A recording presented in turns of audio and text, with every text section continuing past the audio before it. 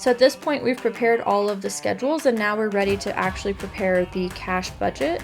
And then that'll open up the opportunity for us to also create the budgeted income statement and balance sheet. So for this cash budget, we need to get our beginning cash balance. So for quarter one, that's going to come from our beginning balance sheet, 42,500. And then we're going to add cash receipts.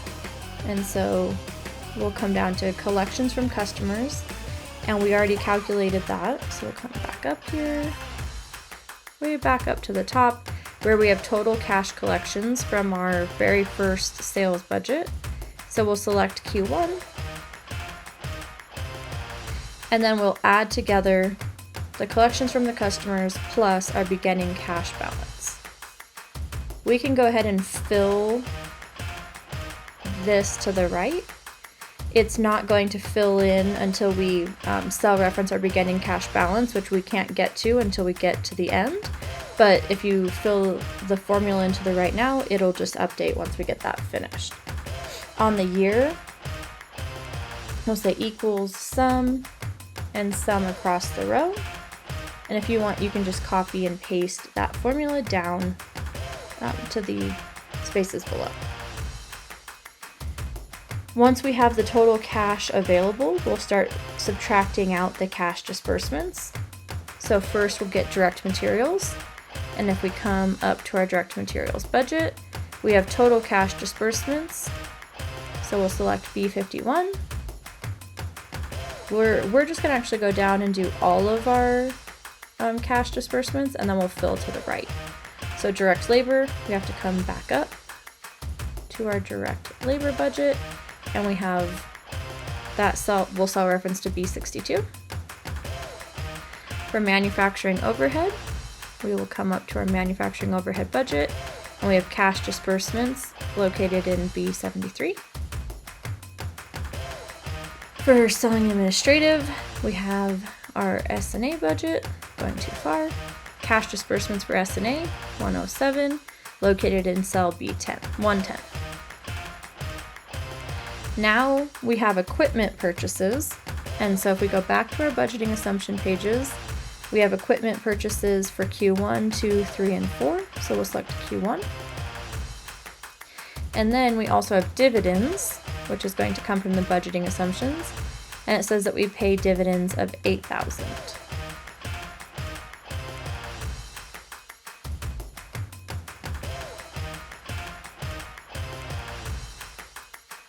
And so we will do a sum equals sum and get all of those cash disbursements totaled. And then the excess or deficiency is the cash available minus our cash disbursements. And so that gives us, in this case, we have a deficiency of 94,000.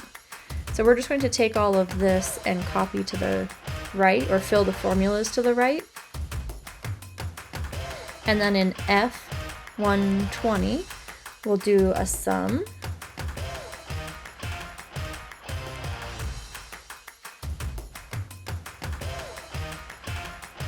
And we will fill that formula down.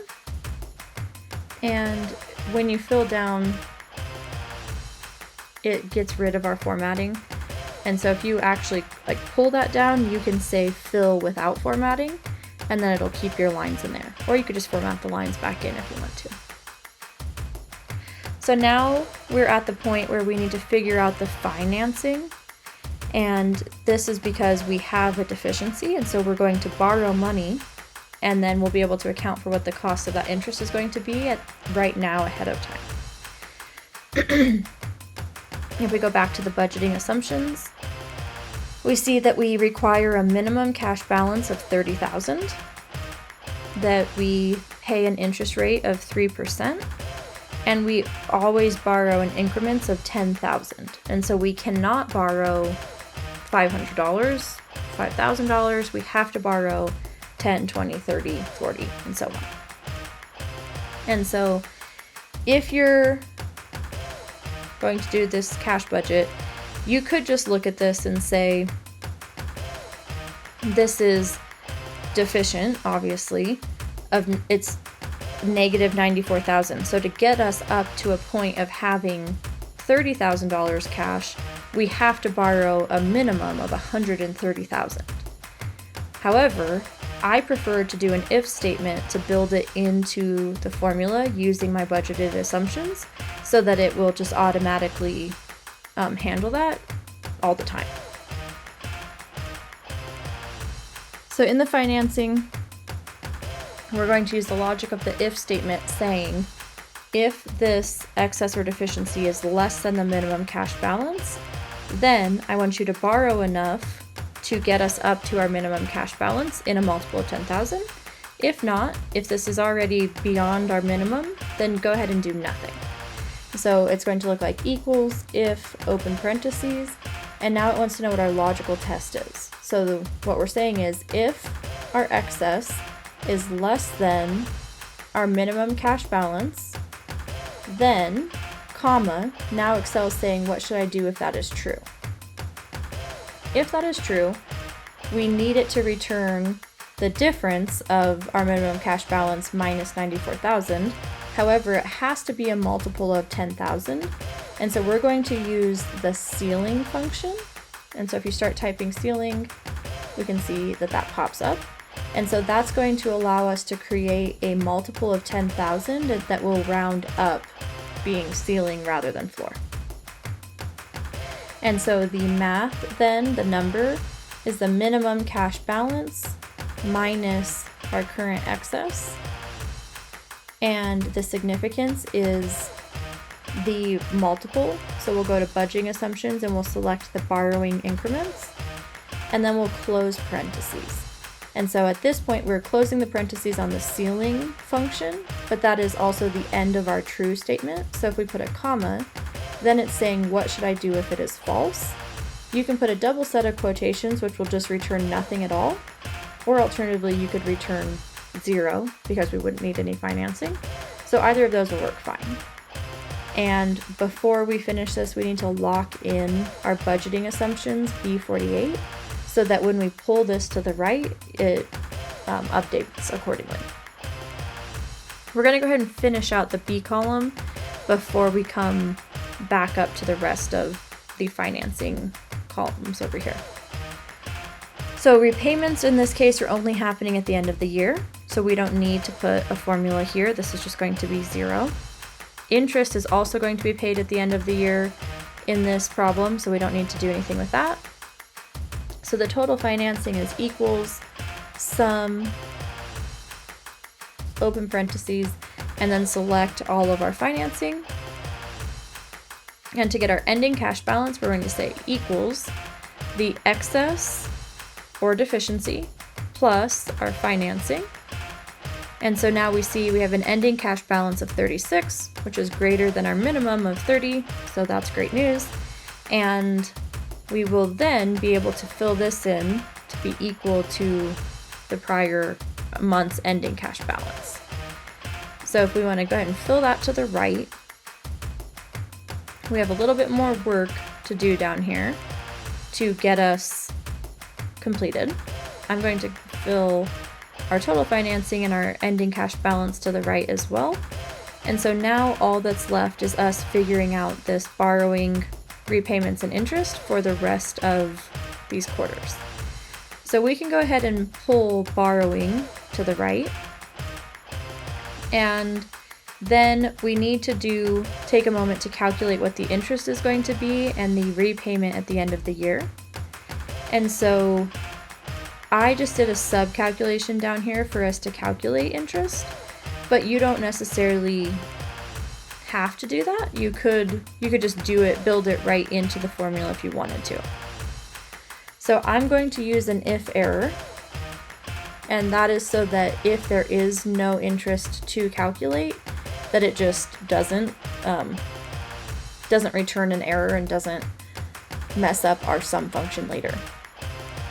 So if error, and then we're going to say our borrowing,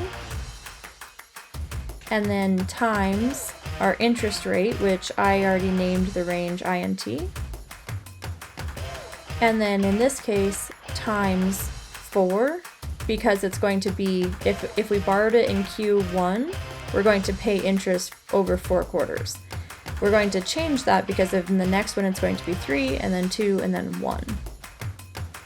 And then the value of error is nothing, so we'll just put a double set of quotations and close our parentheses. We can pull this over, however, we need to update this to be 3, 2, and 1. So now that we have this interest, this is helpful because of the fact that we're going to repay all of the interest in the last quarter, and we're also going to pay all of our loans back in the last quarter because it's at the end of the year. And so if you wanted to set up a formula that was checking that we would only repay if we had more than enough cash, you could do that using an if function. Alternatively, if you just want to come back and manually change this, you can. So in this case, the repayments are going to be the sum of all the money we've borrowed so far, and that's going to be represented as a negative, so I'll put a negative sign there and add these two together. And then we also need to pay all of the interest, so we'll say equals negative sum of all of our interest. And so then we have that we're paying back $21,900. Then we'll sum across these rows.